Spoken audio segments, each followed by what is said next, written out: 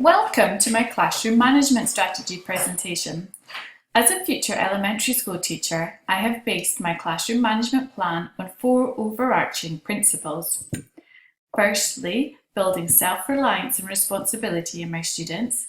Secondly, building a kindness in my classroom and a sense of community. Thirdly, using clear expectations and boundaries to guide behaviour. And finally, using and creating engaging, meaningful lessons within a well-organised class environment. I've been heavily influenced by 4 classroom management theorists. Rudolf Dreikurs and his democratic teaching and management methods says, children are involved in creating the rules within the classroom, and when these rules are broken, a logical consequence is applied, such as dropping litter, then pick up trash in the playground. I liked his quote about the idea of the proper way of training children is identical with the proper way of treating fellow human beings, i.e. with respect. I'm also being heavily influenced by William Glasser and his choice theory. Giving children a choice in their behaviour has been shown to be an extremely positive motivator. I firmly believe in Glasser's quality schools model and his 5 basic needs of safety, belonging, voice, levels of freedom, and of course fun.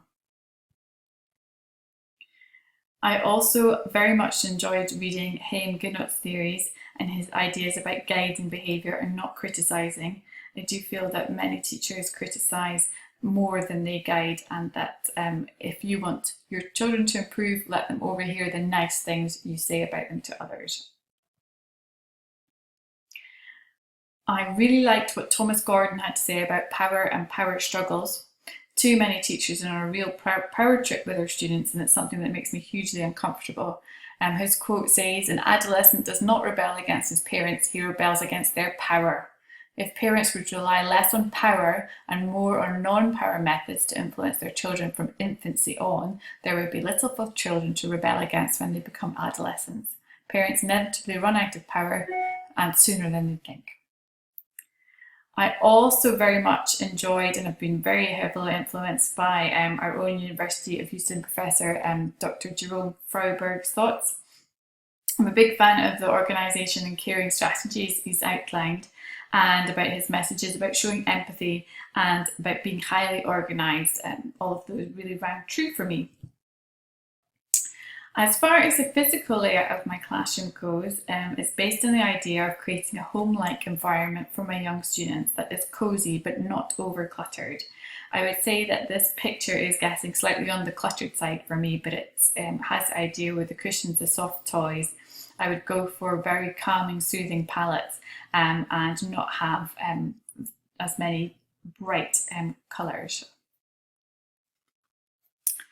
My classroom would be very much organised to promote self-reliance within my students, so that they can access as many of the materials and equipment as possible independently.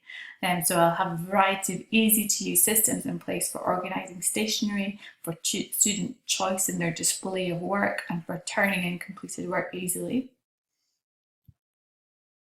The first few days of schools will see me concentrating heavily on creating the right positive environment to our classroom, and this will include quite a few lessons where we will construct and write our own class constitution together, and this will be photocopied and sent home to parents so that students and parents all know the class expectations.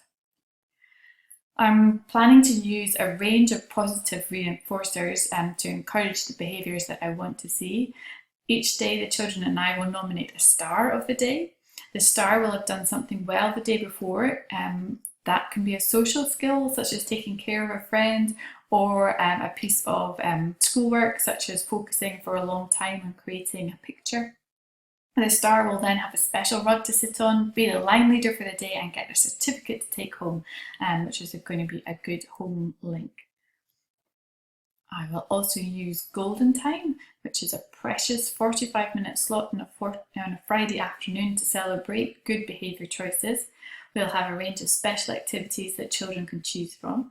Poor behaviour choices throughout the week can lead to a loss of Golden Time in 1-minute increments, but efforts made to make reparations can mean that lost Golden Time is regained by the student. I find in the past that golden time is so precious to young children that they will quickly change their behaviour so as not to lose golden time. I will also use the presentation of choice as a strategy generally to head off confrontations, such as a child who absolutely refuses to do what they need to do. They're given a choice to continue and lose something that they like, or to make a different choice and take part in the activity. I wouldn't necessarily label these choices as good or bad. I just couldn't find a different picture to represent it. I will also be using responsibility as its own reward. By making positive behaviour choices, children will be able to take on additional responsibilities in class. I will have a range of classroom managers, and as well as giving the children a sense of pride and responsibility, it will also save me a huge amount of time during the day, which means that I have more time to focus on teaching. I will be making a huge effort to get to know my students' families. I believe it's so important to know their background, their parents, and to get to know these people really well. My new school does rounds of home visits before term starts, which I think is a really great way to start things off. And I hope to be able to use the online tool Seesaw to share the day's activities with parents, where pictures and work is uploaded at the end of every day. I hope that this will keep the lines of communication open, so that if there is a problem, then it's much easier to address it. And I will also use a class teddy bear so that the children have something from the class to take home over the weekend on a rotation. And this also will break down the barriers between home and school. I will use positive instructional strategies where I aim to have all my students really engaged in their learning. I'll use inquiry-based methods, active learning strategies, group work, partner work. I really hope to get my students interested in their own learning. And I aim for my classroom to be the total opposite of drill and rote and worksheet learning. I really want it to be hands-on, active, and enjoyable for the children. So, thank you very much for taking the time to listen to my presentation. I hope you have gained a true understanding of my classroom management strategy.